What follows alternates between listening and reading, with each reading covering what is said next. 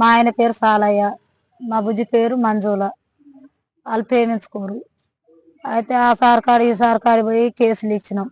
SP దగ్గరికి వెళ్ళినాం, DS దగ్గరికి వెళ్ళినాము, ఎస్ఐ కాడికి పోయినాం, సిఏ కాడికి పోయినాం.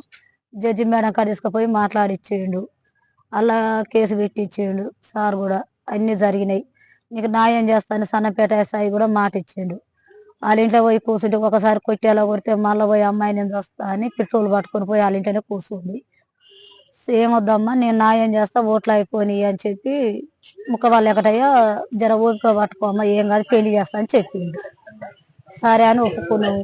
వాళ్ళ సర్పంచ్ కూడా కొత్తగా సర్పంచ్ ఆయన కూడా సుధాకరు పెళ్లి చేస్తాను కాగితం మీద సంతకం చేసిండు ఎస్ఐ ముందల. పెళ్లి చేస్తామ్మా ఏం కాదు నువ్వు ఓపిక పట్టుకో అని ఆ సార్ కూడా లేపుకొచ్చిండు ఇంటి నుంచి. అందరు లేపుకొచ్చారు, ఆయుధ పెట్టారు. సిఎస్ఆర్లు అందరు కూడా మాట్లాడారు.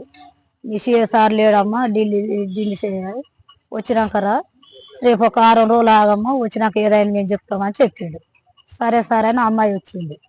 వచ్చినాక తర్వాత ఇలా పొద్దుగాల పోయి కూర్చున్నాం 6 గంటలకు. ఆ సార్ రమ్మన్నాడంటే మాకు ఏదైనా ఒకటి అమ్మాయి న్యాయం చేశారు ఎట్లా అంటే అట్లా నేను మాట్లాడుతాం, మేము ఏ చేసినా ఒప్పుకుంటాం సార్ అంటే 2 లక్షలు తీసుకో 3 లక్షలు తీసుకో మా కాడ ఉన్నంత కట్టిస్తాం అంటే మాకు డబ్బులు వద్దు సార్, నా పాపకు పెళ్లి చేయి, ఆ అమ్మాయి ఇన్ని రోజులు ప్రెగ్నెంట్ కూడా ఉంది, ఇబ్బంది పడుతుంది, లాస్ట్కు పెట్రోల్ కూడా పోసుకుంది, సత్యదానికి అయ్యింది, ఎట్లా చేసి పెళ్లి చేయని ఖాళీలు పట్టుకున్నాం.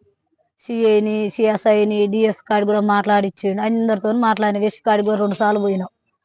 అయినా సరే అని పొద్దుకులు కూర్చొని పెట్టుకుని ఆ అబ్బాయిని పిలిపించిండు బయటికి. ఇద్దరు ఏదో లోపల కూర్చొని మాట్లాడిన. అలా పక్కన మాట్లాడాలంటే ఇద్దరిని గన్మెన్లో పెట్టారు పోలీసు వాళ్ళు. ఆ అమ్మాయి వాళ్ళ ముందర ఏం మాట్లాడలేక ఏడ్చుకుంటా నిలబడ్డది. నన్ను పెళ్లి చేసుకోవా, నువ్వు ఇట్లా చేసి వాడ చేసినవని ఏడుస్తుంది. ఆయనను మర్చిపోమ్మా, ఇక నువ్వేం చేస్తావు, ఆయన మర్చిపోయిందే బెటర్ ఉంటుంది, ఇక అయిపోయింది ఏదో అయిపోయిందని నా సిఎస్ఆర్ చెప్పాడు. ఏడ్చుకుంటూ బయటకు వచ్చింది. ఈమె ఏడుస్తుంది ఏందని మేము అలా మహిళా సంఘం వాళ్ళు మేము లోపల పోయి ఏంది అమ్మాయికి అన్యాయం జరిగింది సార్ అని ఏడుస్తున్నాం ఆయనతోనే పట్టుకొని. ఈ అమ్మాయి ఆల్రెడీ స్టేషన్ ముందనే ఇది ఏంటిదంటే మందు కూడా కాదు, అది పినాయిల్. ఆ పినాయిల్ అయితే ఏడ తెచ్చుకుందాం మాకు కూడా తెలియదు. పినాయిల్ తెచ్చుకొని పోసుకొని ఆయన ముందనే తాగింది. స్టేషన్ అయినా తాగి సిఐ ముందర కూడా తాగింది. ఆయన కూడా చూసిండు. ఆయన కార్లనే పంపించాడు. 5 పోలీసులు పంపించి అంబులెన్స్ కూడా ఆయన దాటనే పంపించాడు సార్ వాళ్ళ కార్ల, సిఐ కార్ల. వాళ్ళు 5 వచ్చారు. పోలీసులు పట్టేసి వచ్చారు. డాక్టర్లు వచ్చారు 2. వాళ్ళు ఏమంటే గ్లూకోజులు రక్తం వచ్చింది, నోట్లో ముక్కుల్లంగా రక్తం పడ్డది.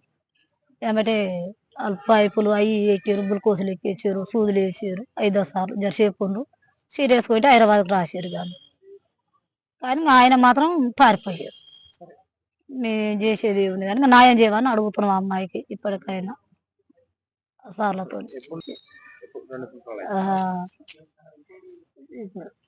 2 సంవత్సరాల నుంచి అయినా పెళ్లి చేస్తలేడు. ఇక మేం చేస్తాం ప్రతి ఒక్కసారి మాటలు వేస్తారు. సన్నపేట ఎస్ఐ సార్ కూడా వచ్చి మమ్మల్ని కొట్టి ఎలా కొట్టి మా పిల్లగాని పట్టుకుండు కానీ పెళ్లి చేస్తామా నా మాట ఈయన సార్లే అంటారు కానీ ఏ సార్ అయితే న్యాయం చేస్తలేడు. పెద్దలకు అయితే కూడా పెద్ద మనుషులకు రానని చెప్పిండు ఆయన. ఎంతసేపు ఉన్న సార్ల కానీ కూర్చుంటా అంటుండు. ఊళ్ళో పంచాయతీ పెట్టినవి రానంటుండు.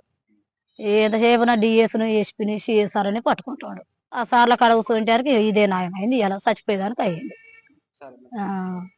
ఇంకా ఎట్లా చేయని ఇంకా లాస్ట్ అది ఏందయ్యా న్యాయం కావాలి అమ్మాయికి. Local to global news at your finger tips. మీ చేతిలో ఒక ఆయుధం.